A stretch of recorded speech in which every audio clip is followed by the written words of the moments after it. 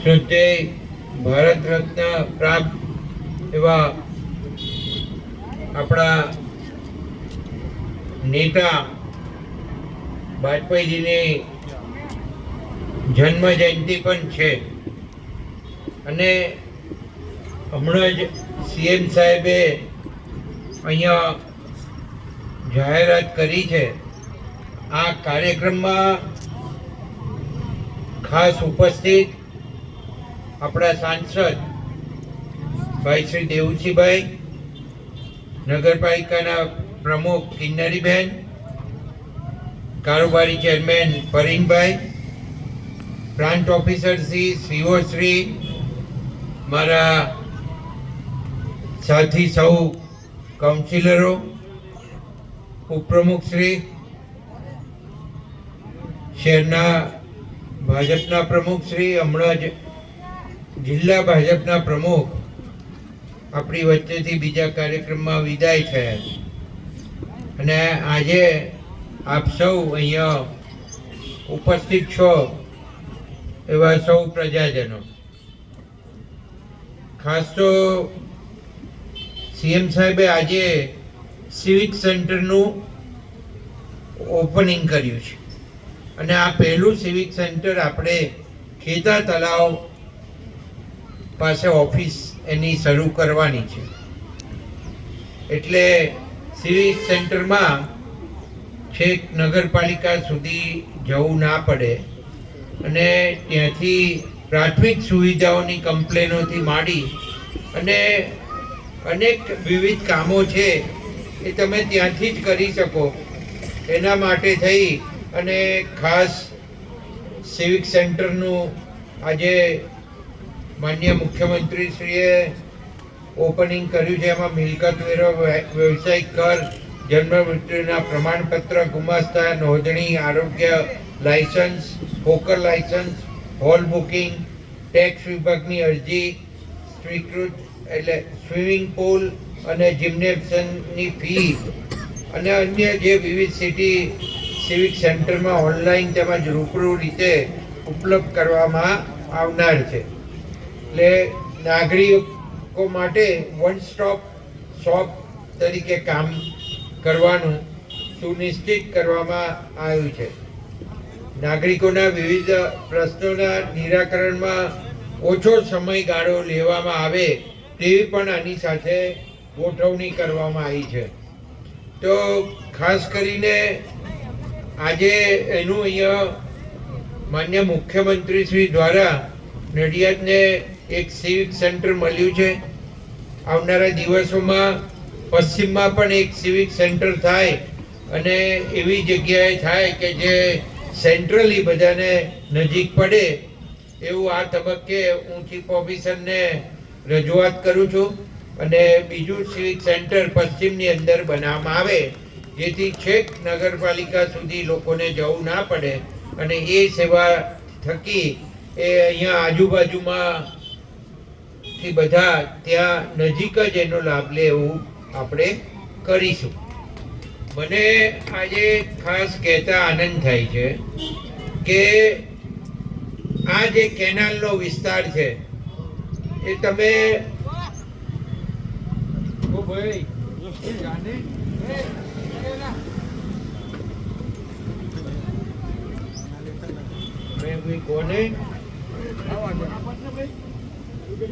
આ જે આખો વિસ્તાર છે એ કેટલો ગંદકીથી ભરેલો વિસ્તાર હતો.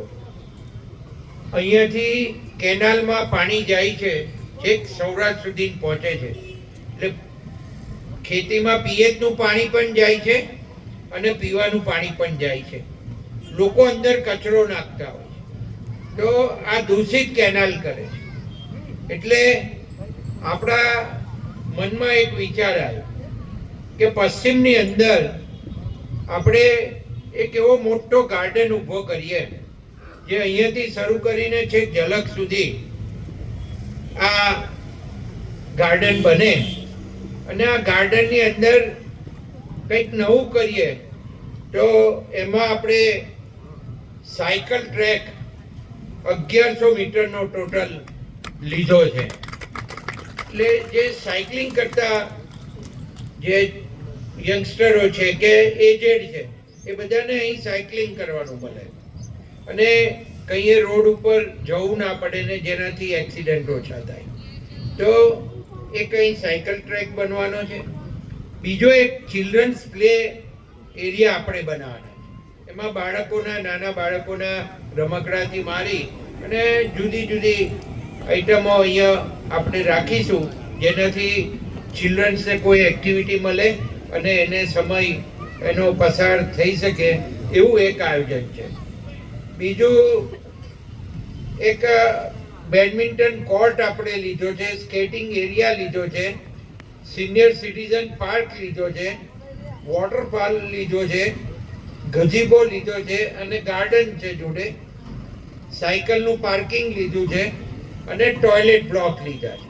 તો આ આખા એરિયાની અંદર આપણે આ થવા જઈ રહ્યું છે. તો આના માટે સરકારે માન્ય મુખ્યમંત્રી શ્રી ભૂપેન્દ્રભાઈ પટેલ સાહેબે 9 કરોડ ને 25 લાખ રૂપિયા આપણને આપ્યા છે. એટલે તમે વિચાર લો આ જગ્યા કેવી થવાની છે. એટલે આ અમારું એક સ્વપ્ન હતું કે પશ્ચિમની અંદર આવું ડેવલપ થાય તો લોકોને અહીંયા સારી સુવિધા મળી રહે એના માટેના આપણા પ્રયત્નો હતા અને એનાથી આ વિસ્તાર પણ ખૂબ સારી રીતે ડેવલપ થશે અને ગંદકીથી દૂર પણ થશે. બીજું, સ્વચ્છ ભારત મિશન અંતર્ગત નિર્મળ ગુજરાતમાં આપણને 1 કરોડ ને 9 લાખ રૂપિયા આપવામાં આવે. એમાં પારસી કિડની ક્રોસ રોડ સુધી 750 મીટરનો ડેકોરેટિવ બાકડા, decorative LED street light, flower pot, કેટાઈ, થર્મોપ્લાસ્ટના પટ્ટા અને ઝીબ્રા ક્રોસિંગ એવી રીતના એ આખો એક આપણે રોડ લીધો છે. બીજો, સમતા પાર્ટી પ્લોટથી વલ્લભનગર ચોકડી જે 2100 કિલોમીટર ઇન્દિરાનગર તળાવ પાસે આપણે ડેકોરેટિવ બાકડા લીધા છે. ઇન્દિરાનગર તળાવ પાસે ડેકોરેટિવ એલઈડી સ્ટ્રીટ લાઇટો લીધી છે. ઇન્દિરાનગરમાં ફ્લાવર પોટ લીધા છે, કેટાઈ લીધી છે, થર્મોપ્લાસ્ટના પટ્ટા લીધા છે અને ઝીબ્રા ક્રોસિંગ લીધા છે. તો આ આઇકોનિક રોડ પેઇન્ટ્સની અંદર આનો સમાવેશ કર્યો છે. બીજું, આજે ખાસ ચીફ ઓફિસરને કહું કે તમે ઇન્દિરાનગર તળાવ બાજુ જજો. મને બહુ લોકોએ રજૂઆત કરી છે અને મારી પાસે ઘણી બધી અરજીઓ પણ આવી છે. તો ઇન્દિરાનગર તળાવનું જે આપણે બ્યુટિફિકેશન કર્યું એની જે ફરતે દિવાલ છે એમાં આગળની જે ફ્રન્ટ દિવાલ છે એ દિવાલ એટલી ઊંચી છે કે બહારથી અંદર કોઈ જોઈ શકતું નથી અને એના કારણે જો કોઈ એકલો ચાલતો હોય તો બીજા બનાવો બને. એટલે એને દૂર કરી અને ગ્રીલ મોટી કરી અને નીચે 1.5 ફૂટ જેવી પાળી રાખી અને બાકીની ગ્રીલ કરી અને એને નવેસરથી કરે તો બહારથી ક્લિયર દેખાઈ શકે. એનું લાઇટિંગ સુધારવું જોઈએ અને એનો પણ ઉપયોગ થાય એવું અગાઉના પ્લાનિંગની અંદર આપ લો અને એવું કરો એવી રજૂઆત છે. અત્યારે એ વપરાતું નથી એટલે આટલા રૂપિયા ખર્ચીને એ વપરાય એના માટેના આપણા પ્રયત્નો હોવા જોઈએ. બીજું, ખાસ કરીને આજે મારે કહેવાનું કે આપણે અહીંયા આગળ સિટી બસ સેવા આપણે ઘણી બધી વખત ટ્રાય કર્યા, બહુ રજૂઆતો કરી, આપણે લઈ આવ્યા ખરા પણ કોઈ ટેન્ડર નહોતું ભરતું અને ટેન્ડર ભર્યા વગર લગભગ 5 થી 6 એટેમ્પ ગયા છે. એટલે આ વખતે આપણને ગમે એમ કરીને આ સિટી બસ ચાલુ કરવી હતી એટલે એનું ટેન્ડર ભરાયું અને આજે અહીંયા સિટી બસ આવી ગઈ છે. તો આપણે દેવસિંહના હસ્તે એનું સિટી બસનું પણ ઓપનિંગ કરીશું અને એમાં લગભગ જે રૂટ છે એ અમે રૂટ તમને ફેસબુકના માધ્યમથી અને વોટ્સઅપના માધ્યમથી મૂકી દઈશું અને અહીંયા પ્રેસ પણ ઉપસ્થિત છે તો એ રૂટની માહિતી મેળવી લઈ અને એનું પણ જે પબ્લિકની અંદર ડિક્લેરેશન કરવાનું છે એ કરે સિટી બસ આપણે જેલ આગળથી શરૂ કરવાના છીએ. અત્યારે બહાર જેલની જગ્યાએ મેઇન રોડ ઉપર રાખીશું, પણ આવનારા દિવસોની અંદર આપણા 2 પ્રોજેક્ટો પાઇપલાઇનમાં છે. એક સિટી બસ સ્ટેન્ડ, જે આપણે જૂનો ટાઉન હોલ હતો, વપરાતો નહોતો, જર્જરિત હતો, પડી જાય એવો હતો, એને દૂર કરી અને એ જગ્યાએ આપણે સિટી બસનું બસ સ્ટેન્ડ બનાવવા જઈ રહ્યા છીએ.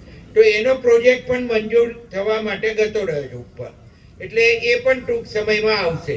અને એની બાજુમાં એક આપણે મોટું શોપિંગ સેન્ટર બનાવવાના છે, અને એ શોપિંગ સેન્ટર ચારે બાજુથી દુકાનો હશે, પણ વચ્ચે ખુલ્લો ભાગ હશે, અને એક જુદી ડિઝાઇનથી એ શોપિંગ સેન્ટર બનવાનું છે. હમણાં દેવસિંહભાઈના ઇલેક્શન પહેલા લોકસભાના દેવસિંહભાઈએ જે રેલવે સ્ટેશન બાબતની જાહેરાત કરી હતી, સરદાર સાહેબના ટીમ ઉપર રેલવે સ્ટેશન બનવાનું, ઓવરબ્રિજ બનવાનો છે, જે પૂર્વ અને પશ્ચિમની જોડતો ઓવરબ્રિજ છે, અને બંને સાઈડે સરદારના સ્ટેચ્યુ બાજુ અને સંતરામ બાજુ, 2 બાજુ ઉતરતો આખો ઓવરબ્રિજ છે. બહુ મોટો ઓવરબ્રિજ છે, લગભગ 50 કરોડથી ઉપર છે.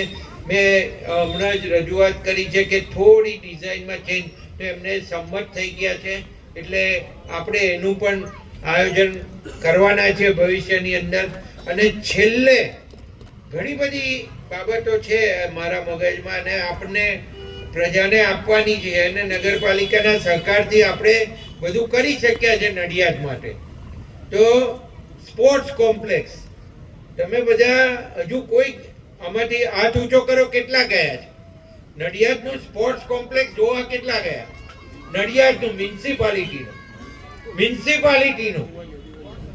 મ્યુનિસિપાલિટીનું કહું છું, બહુ ઓછા લોકો ગયા છે, અને બહુ ઓછા લોકોને ખબર છે. તો નડિયાદનું જે સ્પોર્ટ્સ કોમ્પ્લેક્સ આપણે ડેવલપ કર્યું છે ને, એ અત્યારે ગુજરાતમાં કોઈ નગરપાલિકા અને કોઈ મહાનગરપાલિકાએ નહીં કર્યું હોય એવું આપણે આયોજન કરી અને તૈયાર કર્યું છે. એની અંદર આપણે ઓલિમ્પિક સાઇઝનો સ્વિમિંગ પુલ છે, 2 ટેબલ ટેનિસના ઇન્ડોર કોર્ટ છે, 2 બેડમિન્ટનના કોર્ટ છે, 1 સ્કેટિંગ રિંગ છે જે મોટી કરવા જઈ રહ્યા છે, 4 ટેનિસ કોર્ટ છે. એની બાજુમાં અત્યારે નવું વોલીબોલના 2 ગ્રાઉન્ડ બને છે, અને એક ઇન્ડોર ક્રિકેટ માટેનું પણ આયોજન કર્યું છે. અને એની બાજુમાં આપણે જે અહીંયાથી રણજી ટ્રોફી કે નેશનલ પ્લેયર જેવા આપણા ત્યાં અક્ષર પટેલ, તમને બધાને ખબર છે કે આપણા ઇન્ડિયન ક્રિકેટની અંદર અક્ષર પટેલનું નામ હવે વિશ્વમાં ગુંજે છે. તો આ બધા અહીંયા ટ્રેન થયા છે નડિયાદની અંદર ક્રિકેટ એસોસિએશન દ્વારા. તો આજે આપણે ક્રિકેટ એસોસિએશનને પણ કહ્યું કે ભાઈ તમે પણ એક અમે સ્પોર્ટ્સ કોમ્પ્લેક્સમાં તમને જગ્યા આપીએ, અને એની અંદર તમે ઇન્ડોર પ્રેક્ટિસ કરવાની પીચો બનાવો. અને એ લગભગ સંમત થયા છે. અને આપણે ઇન્ડોર એટલે વરસાદમાં ચોમાસામાં પણ ચાલે એવી 3 ઇન્ડોર પ્રેક્ટિસ કરવાની ત્યાં આગળ વ્યવસ્થા કરી આપવાના છે ક્રિકેટ એસોસિએશન મારફતે. તો આ બધી આપણા માટે આનંદની વાત છે. હજુ આવનારા દિવસોમાં ઘણું બધું નવું લઈ આવીશું આપણે, પણ આ બધું નડિયાદને જે વાપરવા માટે અમુક જણા જે જાણતા નથી, ઘેર બેઠા બેઠા ખોટા આર્ગ્યુમેન્ટો કરતા હોય છે, બહાર નીકળીને જોતા નથી. સ્વચ્છતા માટે ખાસ કરું તો અમે જાતે, હું, દેવસિંહભાઈ કલેક્ટર, મ્યુનિસિપાલિટીનો સ્ટાફ, પ્રેસિડેન્ટ, બધા જ સાથે નીકળીને સ્વચ્છતાનું અભિયાન ચલાવીએ છીએ. અમે જાતે વારવા પણ નીકળીએ છીએ. મારી તો તબિયત થોડી ખરાબ હતી એટલે ગયા વીકથી 10 દિવસથી બંધ છે, પણ નહીં તો અમે વીકમાં એકવાર વારવા પણ નીકળીએ છીએ. તો લોકોનામાં અવેરનેસ આવે અને કચરો બહાર નાખતા બંધ થાય. અને અહીંયા ચીફ ઓફિસર હાજર છે, એમને પણ કહી દઉં કે ડોર ટુ ડોર કલેક્શનમાં કોઈને ઘરે વાહન ગયું નથી એવી કમ્પ્લેન ના મળે એના માટેનું વ્યવસ્થિત તમે આયોજન કરજો અને એનું ધ્યાન રાખજો. મેં ઉપર રજૂઆત કરી છે, અને તમને નવા 16-17 સાધનો સફાઈ માટેના ટ્રેક્ટરથી માંડીને બીજા જેસીબીથી માંડીને જેસીબી 2 નવા આપ્યા છે, પણ હજુ પણ આપે અને સફાઈ માટેના સાધનો પણ આવે એવું કરાયું છે. તો એનું પણ એક આયોજન કરજો. અને સાથે સાથે એક સુપર શક્કર મશીન પણ આપણું આવી ગયું, આ જાહેરાત થઈ છે ને, એટલે સુપર શક્કર મશીન જે જગ્યાએ ડ્રેનેજો ઉભરાય છે તો હવે હેવી કેપેસિટીની સુપર શક્કર મશીનથી એને સાફ કરવી પડશે. કારણ કે અહીંયાની જે પશ્ચિમની લાઈનો છે એ લગભગ 20-20 ફૂટ ઊંડી લાઈનો છે ડ્રેનેજની.